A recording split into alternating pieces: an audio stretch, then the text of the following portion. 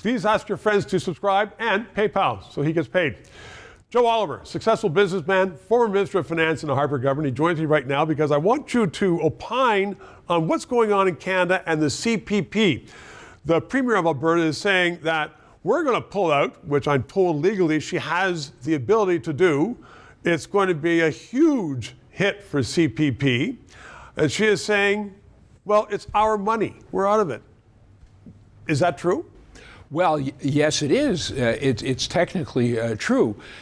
Albertans, because they're younger than most people in the rest of the country, because they have a higher employment rate, and because they have higher salaries, have overpaid from an actuarial perspective into the fund.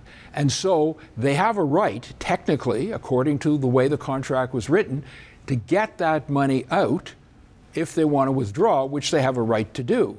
So that would be great for Albertans because they have a huge whack of money, billions. 55% of the CPP assets would be gone to Alberta. And so they will then be able to afford lower premiums and higher benefits.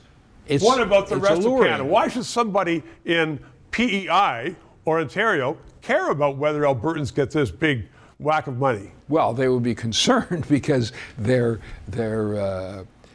pension fund assets would be cut in half. And so they would worry about whether they would have to pay more. That's why, as a political matter, the federal government and most of the provinces will be very unhappy with this and will oppose it. And while, you just told me Alberta can't pull that money out. They can, but there's one little wrinkle, and that is that the federal government can change the act unilaterally.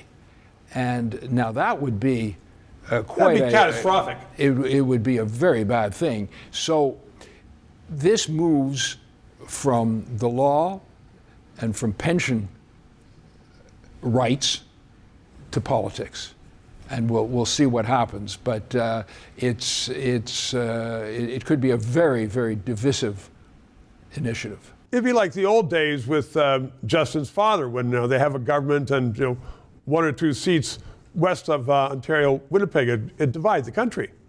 It's very divisive. It's divisive like a lot of other policies, especially the hostility to the resource sector. Absolutely. But that could all be changed with this government gone, because a modern government is going to say, well, you know what? We're all going to need natural gas, and it's clean burning. So let's go ahead. Well, that might change the attitude of Alberta on a number of issues, including the pension fund. There's hope on this one. Joe Oliver, that's very smart. Thank you very much. 3 minutes. Liberties and freedom of speech are under attack in Canada like never before. So let's keep this discussion on the air. PayPal, write a check, and please include your address so I can write a thank you letter to you. And ask your friends, please subscribe. It's important to keep this on the air. And thank you.